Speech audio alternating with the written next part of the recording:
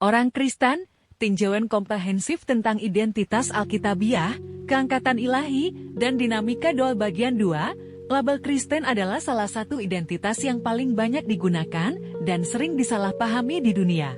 Bagi sebagian orang, istilah ini menunjukkan warisan budaya atau etnis. Bagi yang lain, ini menyiratkan sistem nilai moral atau pola kehadiran beragama. Namun, bahan sumber asli untuk iman tersebut, Alkitab menyajikan definisi yang jauh lebih radikal dan transformatif.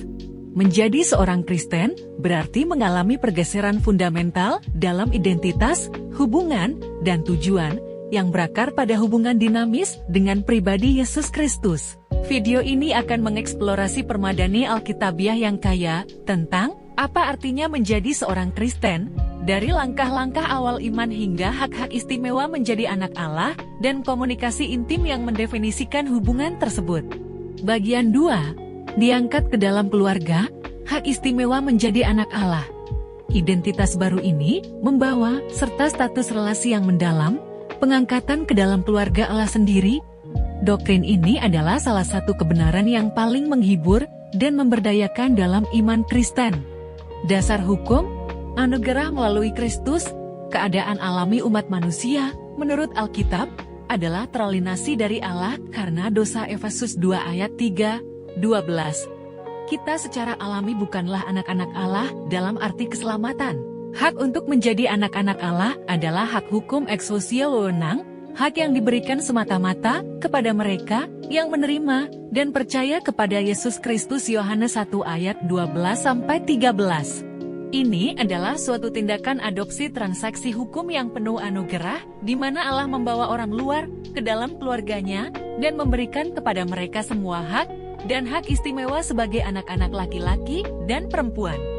Ayat-ayat kunci Galatia 4 ayat 4-5 menjelaskan tujuan misi Kristus untuk menebus mereka yang takluk kepada hukum Taurat, supaya kita diterima menjadi anak. Efesus 1 ayat 5 mengungkapkan bahwa ini adalah rencana kekal Allah. Dalam kasih Ia telah menentukan kita dari semula oleh Yesus Kristus untuk menjadi anak-anaknya sesuai dengan kerelaan kehendak-Nya. Saksi internal, pelayanan roh, bagaimana seorang percaya dapat yakin akan kebenaran yang luar biasa ini. Roh Kudus berfungsi sebagai saksi internal. Saat seseorang percaya, Roh berdiam di dalam mereka dan mulai menegaskan identitas baru ini. Ayat kunci Roma 8 ayat 15-16 sangat penting. Roh yang kamu terima itu tidak membuat kamu menjadi hamba lagi sehingga kamu hidup dalam ketakutan, melainkan Roh yang menjadikan kamu anak Allah. Oleh Roh itu kita berseru, Aba, ya Bapa. Roh itu sendiri bersaksi bersama-sama dengan roh kita bahwa kita adalah anak-anak Allah. Kata Aba adalah istilah Aram yang intim, mirip dengan papa atau ayah, yang menunjukkan keakraban dan keamanan relasional yang mendalam yang menggantikan roh ketakutan. Perbedaan dalam keanakan, diangkat vs kekal, sangat penting untuk mempertahankan perbedaan teologis. Yesus Kristus adalah anak Allah yang kekal dan diperanakan, keanakannya adalah satu esensi dengan Bapa. Dia adalah Allah. Orang Kristen adalah anak-anak angkat. Keanakan kita adalah status hukum yang diberikan oleh anugerah, kita menjadi anak-anak Allah. Yesus secara kekal adalah anak Allah, kita dibawa ke dalam keluarga ilahi. Dia secara kekal dan inheren adalah bagian dari kealahan. Implikasi praktis, hidup sebagai anak, status ini membentuk kembali setiap aspek kehidupan, akses, dan keintiman.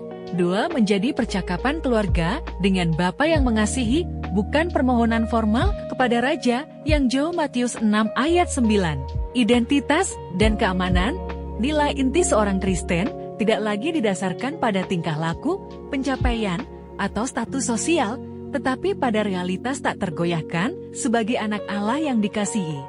Disiplin yang penuh kasih, seorang ayah yang baik mendisiplin anak-anaknya untuk pertumbuhan mereka.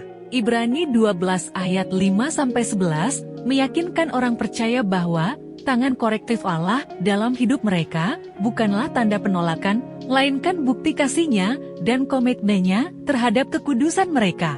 Warisan yang mulia, sebagai ahli waris hukum, Orang Kristen adalah ahli waris bersama-sama dengan Kristus. Roma 8 ayat 17.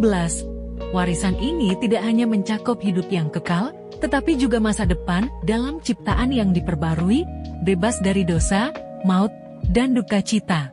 Akhir bagian 2, bersambung.